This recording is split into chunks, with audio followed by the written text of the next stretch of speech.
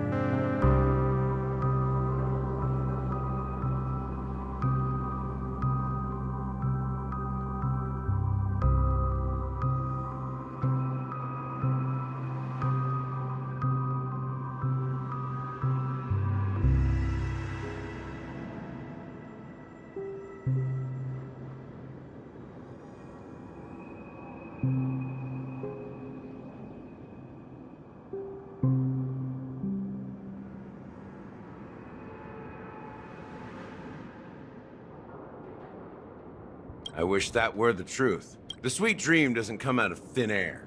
If you think of the memory zone as the sea, creating the land of the dreams is like filling that wild ocean with earth to make an island. To achieve this feat, without the help of an emanator of remembrance or enigmata, the only way is to use a Stellaron. And that's not something you can achieve with a simple wish. It requires vast quantities of knowledge, time, and manpower. I'm sure you get what I'm hinting at. In Azdana, the planet of festivities itself is a Stellaron disaster. The planet of festivities itself is a Stellaron disaster? It all started a long time ago, back when the Watchmaker and his crew liberated the frontier prison. They faced countless challenges as they began building Penacony from the ground up. That's when the idea of using the Stellaron came into play. The Stellaron first entered the Asdana system during the war. The Nameless warned everyone against the folly of attempting to tamper with such a power, and most heeded their words. But there are always people in the shadows with ulterior motives. The turning point came after Tiernan's death. With two of the Nameless gone, the Watchmaker had to go to the front lines. It was at that moment his rivals saw an opportunity. By the time a representative from the Montour Systems family arrived at the Watchmaker's call, the Stellaron had already been activated and was seeping into the primordial synesthesia dreamscape. And I suppose the family happened to possess the knowledge to seal the Stellaron? Not just that. They knew far more about the Stellaron than the average person. They helped Mikhail swiftly quell the civil unrest and played a part in building Penacony under the disguise of the Harmony. Those three eras were known as the Age of Dreaming. The Watchmaker, who had been left in the dark, sent out invitations across the universe, spreading the hype around the land of the dreams. Then, how did they turn against each other? Remember the island in the ocean metaphor? The truth is, the Stellaron was never truly sealed. It existed in a different form within the dreamscape. Think about this. What would it cost to create and maintain such a lavish dreamland? It's people's lives. The opulent dream is built upon the decay of spirits, with a toxic elixir called pleasure flowing through the dreamscape. It tempts people to indulge in the dreamscape, and gradually their minds succumb, becoming nourishment for the sweet dream. Confusion, laziness, and cowardice, weaknesses that plague humanity, were magnified and nourished by the family. Penacony became a new kind of prison, even more impenetrable than the previous one. Sadly, we realized this far too late. By then, the family had a firm grip on Penacony, swiftly quelling any opposition that arose. At my wit's end, I had to use the power of the Enigmata, and sought refuge in this chaotic realm. Over the years, I created a meme within this dream for our use. Dormancy. That's its real name. We exploited a loophole. You see, regular people can't fall asleep again while they are inside the dreamscape. So this is the true meaning of the impossible. You sent out invitations in the Watchmaker's name to find forces capable of resolving the Stellaron disaster and draw them into Penacony to uncover the truth. It's not just that. Above all, I wanted to see what happens when the major factions engage in a struggle for the legacy. Since this is the Watchmaker's first announcement in decades, the traitor within the family is bound to reveal themselves. So, the legacy is just a facade. If you want to consider the Stellaron as the legacy, I'm totally fine with that. If that's the case, where is the Stellaron now? That's a question for Mr. Wings. The Stellaron is still under the family's control, and as the head of the Oak family, I'm sure he holds all the answers.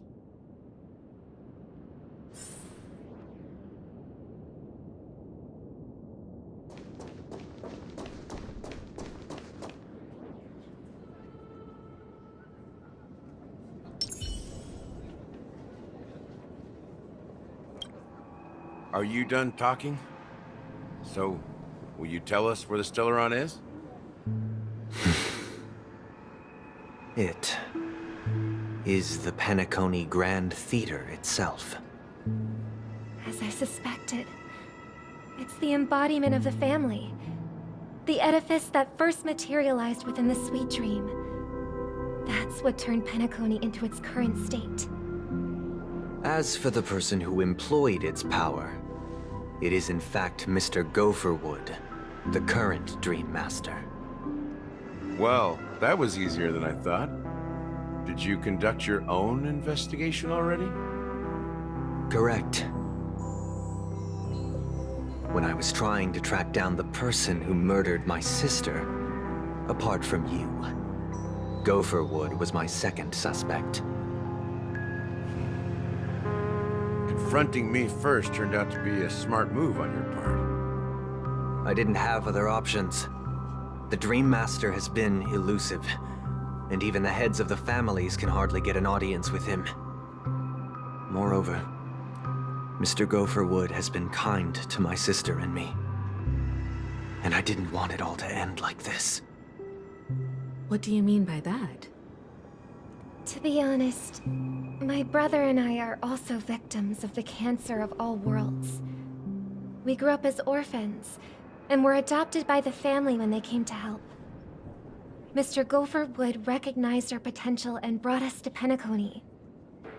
But I can't just stand by and watch Mr. Gopherwood become an enemy of the Harmony.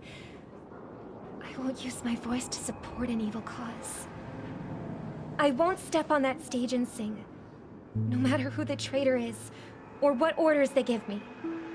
I won't let the Charmony Festival become an event that destroys Harmony itself. For the paradise in our dreams. Indeed. For the paradise in our dreams. As the head of the Oak family, I'm responsible for ensuring Penacony's promising future. Robin and I will head into the Sweet Dream and confront the Dream Master. And if it turns out that the family has truly strayed from the Harmony, I'll fight alongside you. We'll put the Charmony Festival on hold and make sure Mr. Gopherwood pays for his blood debt. The enemies you are about to face aren't like this old dog here, who can barely even bark. Since our interests are aligned, why don't we team up? Maybe, just maybe, we'll have a shot at success. We have always been following in the footsteps of our nameless predecessors, and there's no reason to stop now. Yeah, we Nameless won't back down from a challenge. Isn't that right, Miss Trailblazer?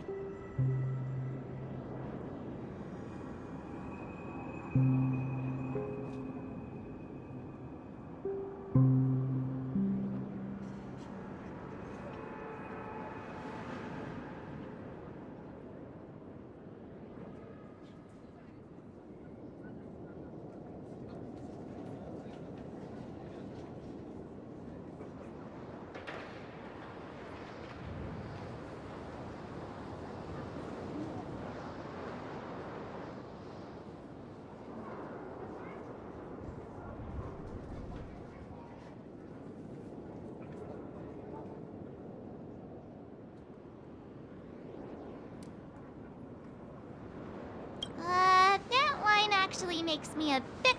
Rest assured. Thank you, Mr. Yang. Thank you all very much. The Charmony Festival is about to start.